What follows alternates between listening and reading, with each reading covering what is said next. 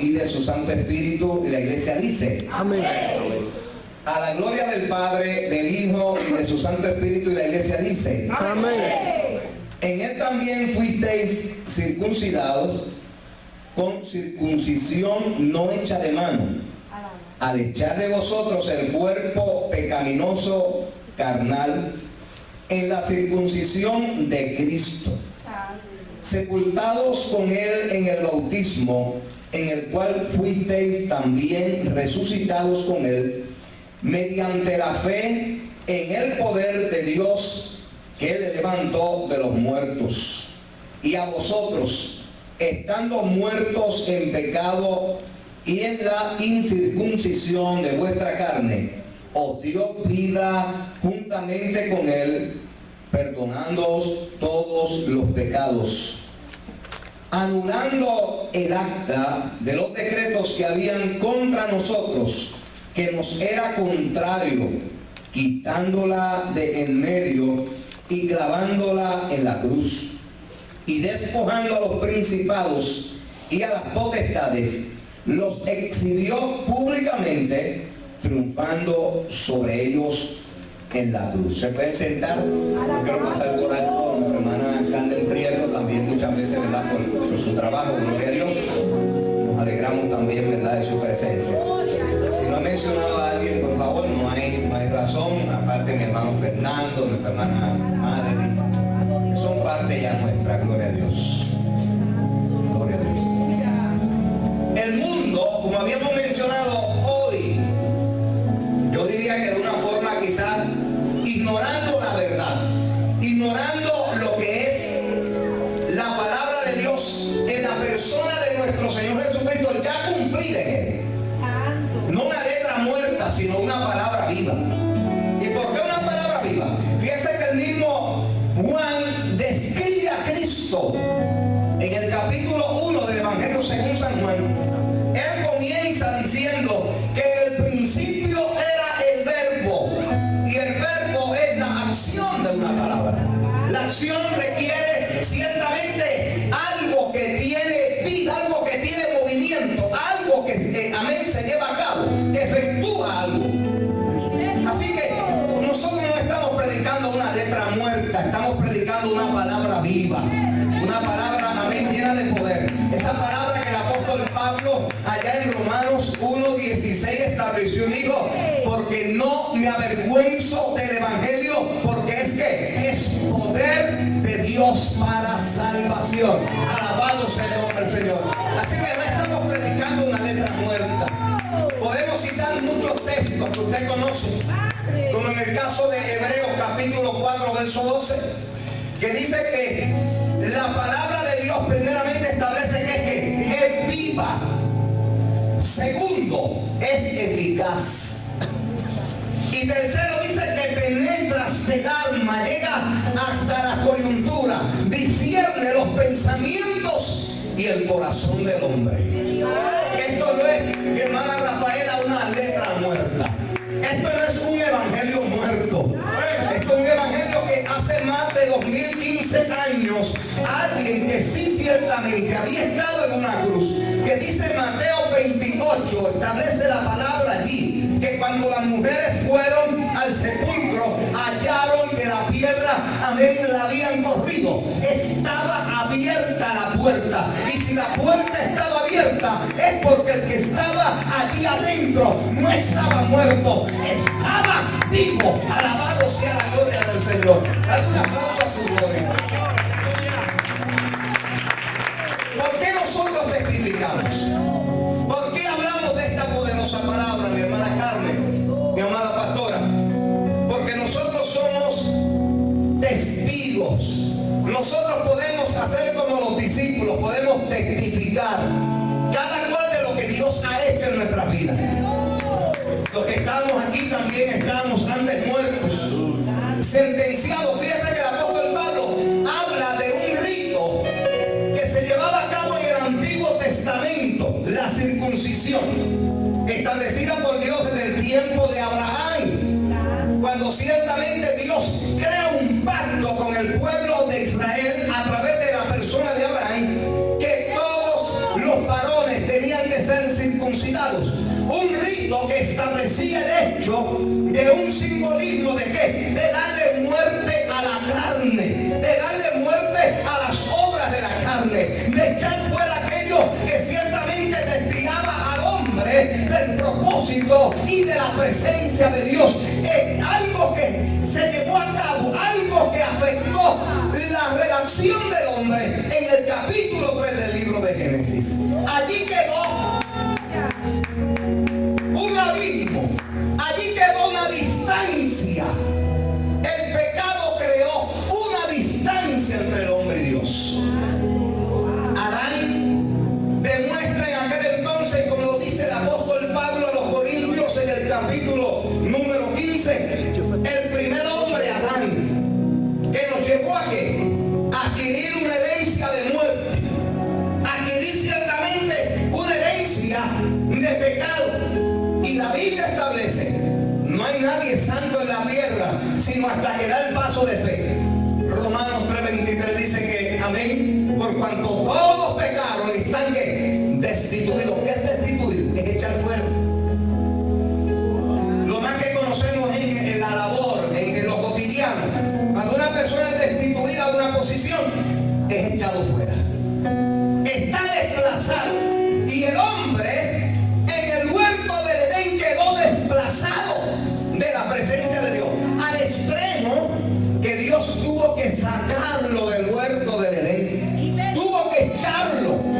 Fue destituido de gozar de aquel lugar de presencia de Dios, fue destituido de gozar de aquel lugar que había sido hecho el ambiente propicio. ¿Para qué? Para que el hombre estuviera en completa comunión con Dios, para que el hombre estuviera en abierta relación con Dios, para que el hombre tuviera esa comunicación directa con Dios, no como ahora, que Dios en el tiempo antiguo usó a los profetas y ahora usa a los predicadores y a los maestros para transmitir su poderosa palabra. ¿Cuántos adoran su gloria? El apóstol Pablo comienza diciendo precisamente: fuimos circuncidados, no con circuncisión hecha por mano, como en el Antiguo Testamento se llevaba a cabo. No de esa manera, aquello solamente era un simbolismo. Se le daba muerte a la carne. No fue hecha con manos humanas. ¿Por qué? Hemos establecido, y la Biblia lo establece, que a Cristo nadie lo mató. La gente dice: mataron a Cristo. No lo mataron, Él dio su vida. Una cita bíblica que nosotros bien conocemos en el Evangelio según San Juan, capítulo número 3, verso 16, que dice aquí: porque de tal manera amó Dios al mundo, que Dios, no fue que el mundo, que el Padre dio, que el Padre lo dio, lo regaló. Era un don, era un regalo. Dio a su Hijo, regaló a su Hijo al mundo. ¿Con qué propósito? Para que el mundo fuera salvo por Él. Porque de tal manera amó Dios al mundo que ha dado a su Hijo unigénito. Lo regaló en la cruz del Calvario. Nadie le pudo quitar la vida, al extremo que la última palabra establecida en la cruz del Calvario fue: Padre, en tus manos encomiendo mi espíritu. Si Cristo no hubiese pronunciado: Padre, en tus manos encomiendo mi espíritu, Cristo hubiese quedado vivo. Amén, aleluya. Su cuerpo hubiese quedado vivo. Pero Él le dijo al Padre: lo encomiendo, lo entrego a ti, haz como tú quieras. He cumplido, he consumado, he llevado a cabo la tarea, he derrotado, amén, a las tinieblas, he derrotado al enemigo, he derrotado el pecado, y el que derrota el pecado derrota la muerte. A su nombre. Alábale con las manos, con los pies y con la boca.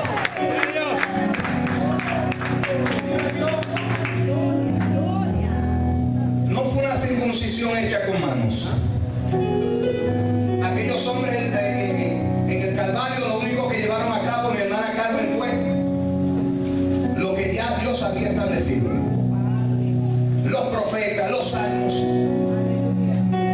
A mí me encanta y desde joven busqué la manera, amén, aleluya, compañero, amén, tocayo, como decimos, amén, hermano Manuel. Isaías 53. evangelista del Antiguo Testamento. ¿Por qué? Porque habla del nacimiento, habla de la muerte de Cristo, habla de la resurrección y habla de su segunda venida con gran poder y gran gloria. Cuando leemos desde los capítulos 7, capítulo 9, el capítulo número 53, el capítulo número 63, Isaías narra todo el proceso, su venida a nacer en la tierra. Y en Isaías 53, cuando dice: ¿quién ha creído a nuestro anuncio? ¿Quién ha sido capaz de creer a lo que estamos hablando? Isaías se adelanta unos 500 años, amén, aproximadamente antes de llevarse a cabo el suceso de la cruz. ¿Quién ha creído a nuestro anuncio? ¿Sobre quién? ¿Sobre quién? Pues en este día decimos: sobre nosotros se ha manifestado el brazo de Jehová. ¿Sobre quién se ha manifestado ese brazo?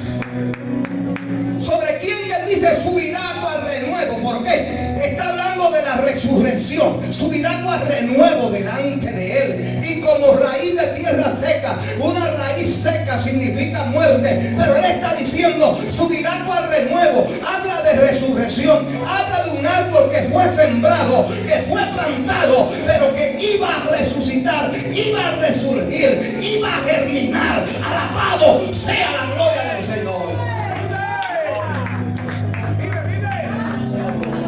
Aquello no fue hecho con mano de hombre. Nos sepultó, dice el apóstol Pablo, juntamente con él en el bautismo. ¿Por qué? Porque el bautismo es símbolo de muerte y resurrección. Todos los que hemos sido bautizados en las aguas sabemos que el acto de bautizar es enterrar al hombre y sacarlo. Sepultamos en el agua y lo sacamos del agua. Y él dice que fuimos sepultados. ¿Por qué? Porque el bautismo es una confesión pública de nuestros pecados. Cuando aceptamos el bautismo, estamos aceptando que éramos ¿qué? Que éramos pecadores. Que el público sepa, que la gente sepa, no nos avergonzamos, que estamos publicando que éramos pecadores, sepultados juntamente con él en el bautismo. Alabado sea el nombre del Señor, para gloria de su nombre. Y dice la palabra: en el cual fuisteis también resucitados. Somos sepultados, resucitamos, nos levantamos mediante la fe en el poder de Dios que le levantó de los muertos.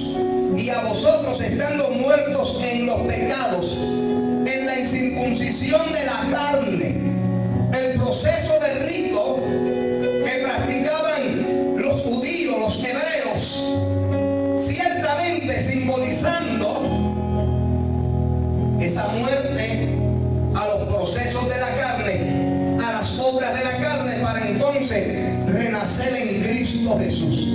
Obtener ciertamente lo que dice Pablo cuando habla en 2 de Corintios 5:17, que de modo que si alguno, fíjese que no dice todo, si alguno está en Cristo, si alguien tiene a Cristo, es que nueva criatura es. Las cosas viejas pasaron, he aquí todas son estas que son estas nuevas. Amén. Resucitamos cuando el viejo hombre ciertamente muere y resucita el nuevo hombre en la criatura y semejanza e imagen de Dios. A su nombre sea la gloria. ¿Lo están oyendo? Dios. Os dio justamente vida con él, perdonando nuestros pecados. El verso 14 es importante: anulando el acta de los decretos que había contra nosotros. Un acta mayormente en un tribunal, por llamarle así, todo lo que hay en un tribunal, de que mientras se va llevando a cabo un juicio,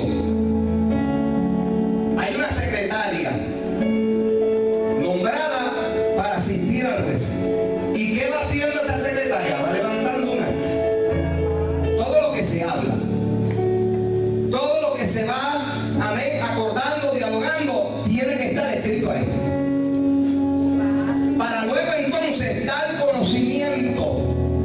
ocasiones conocimiento público. Si no es en el caso de un menor, si son en caso de adultos, el tribunal está en la libertad de poder publicar. En los casos de los menores está totalmente prohibido para proteger la confidencialidad de ese menor, por cuanto tiene un derecho de protección en cuanto a su imagen, a su persona, en cuanto a cualquier asunto que pueda haber contra ese menor. Dice que fue anulado el acta, lo que se había escrito. Romanos capítulo número 6, en el verso 23, vemos, contrario, repetimos, a Romanos 3:23, que dice que por cuanto todos pecaron estaban destituidos. Cuando Cristo muere, el apóstol Pablo escribe lo contrario, anula el acta del capítulo 3:23, lo anula en el 6:23. Porque aunque la paga del pecado es muerte, la dádiva de Dios es vida eterna. Anuló el acta, lo anuló cuando Cristo murió. Lo que había escrito Pablo en Romanos 3:23 fue anulado en Romanos 6:23. Amén, Dios. Todos pecaron, todos habían estado destituidos, pero ahora establece que por la dádiva de Dios, todo el que está en él tiene vida y vida en abundancia. Gloria al Cordero de Dios. Dale un aplauso a su nombre.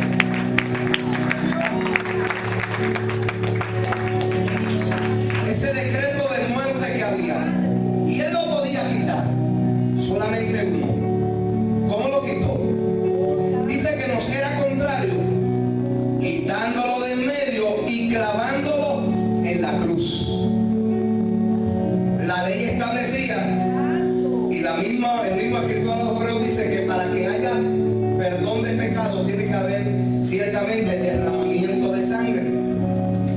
Todos los demás sacrificios, mi amado Luis, mi amada pastora, mi hermano Jaime, mi hermana Rafaela, todos los sacrificios del Antiguo Testamento eran nulos. Ninguno, de acuerdo a la ley, mi hermana Madeleine y mi hermano Fernando, pudo llevar a cabo en la vida del hombre el cambio que se esperaba. Aún los sumos sacerdotes y sumos sacerdotes eran de alguna manera